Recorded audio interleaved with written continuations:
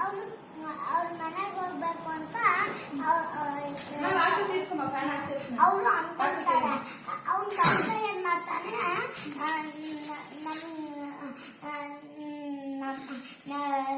ನಮ್ಮ ಸ್ಥಾನಕ್ಕೆ ಬಾ,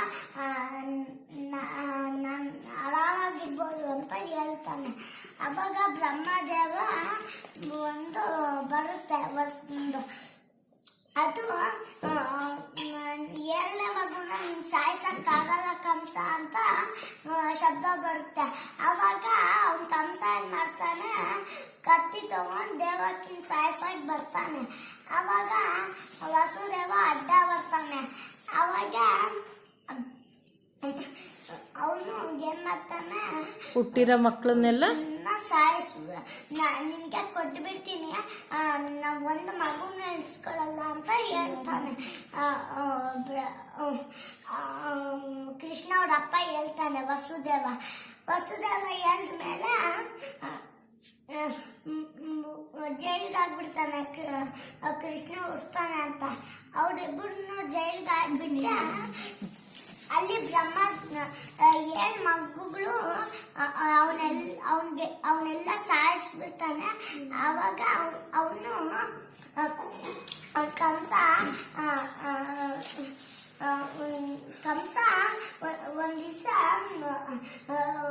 ದಿವಸ ಬ್ರಹ್ಮದೇವ ಅವ್ರನ್ನೆಲ್ಲ ಮಲಗಿಸ್ಬಿಡ್ತಾನೆ. ಮತ್ತೆ ಜೈಲ್ ಬಾಗಿಲು ತೆಗೆದ್ಬಿಟ್ಟು ಅವರು ಕೃಷ್ಣನ ಕೊಟ್ಬಿಟ್ಟು ಅವಾಗ ವೃಂದಾವನಕ್ಕೆ ಹೋಗ್ಬಿಟ್ಟು ಕೃಷ್ಣನಿಗೆ ಬಿಟ್ ಬಾ ಅಂತ ಹೇಳ್ತಾನೆ ವಸುದೇವಗೆ ಹೇಳ್ತಾನೆ ಬ್ರಹ್ಮದೇವ ಹೇಳಿದ ಮೇಲೆ ಬುಟ್ಟಿಯಲ್ಲಿ ಮಗುನ ಮಲಗಿಸ್ಕೊಂಡು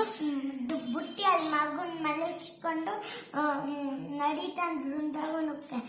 ಬೃಂದಾವನದಲ್ಲಿ ಒಂದು ಯಾವ್ದೋ ಕೋಟ ಇರುತ್ತೆ, ಅದಲ್ಲಿ ಇಟ್ಬಿಟ್ಟು ಬಂದ್ಬಿಡ್ತಾನೆ ವಸುದೇವ ಬಂದ್ಬಿಟ್ಮೇಲೆ ಜೈಲ್ ಬಾಗಿಲು ಮುಚ್ಚಿಬಿಟ್ಟು ಎಲ್ಲರನ್ನೂ ಎಬ್ಬಿಸ್ತಾನೆ ಬ್ರಹ್ಮದೇವ.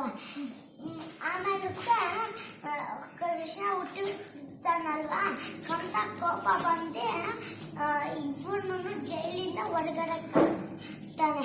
ಅವಾಗ ಅವರಿಬ್ಬರನ್ನ ಹೋಗಿ ಬೃಂದಾವನದಲ್ಲಿ ವಾಸ ಮಾಡ್ತಾ ಇರ್ತಾರೆ. ಬೃಂದಾವನದಲ್ಲಿ ಕೃಷ್ಣನ್ ಯಾರು ನೋಡ್ಕೊಂತಾರೆ? ಯಾರು ನೋಡ್ಕೊಂತಾರೆ ಬೃಂದಾವನದಲ್ಲಿ? ಅವ್ರ ಅಪ್ಪ ಅಮ್ಮ ಜೈಲಲ್ಲಿ ಇರ್ತಾರೆ ತಾನೆ. ವಸುದೇವ ಮತ್ತೆ ದೇವಕಿ ಜೈಲಲ್ಲಿ ಇರ್ತಾರೆ. ಬೃಂದಾವನದಲ್ಲಿ ಯಾರು ನೋಡ್ಕೊಳ್ಳೋದು ಕೃಷ್ಣನ್ ತಾಯಿ ಯಾರು? ಯಶೋದೆ. ಹಾ.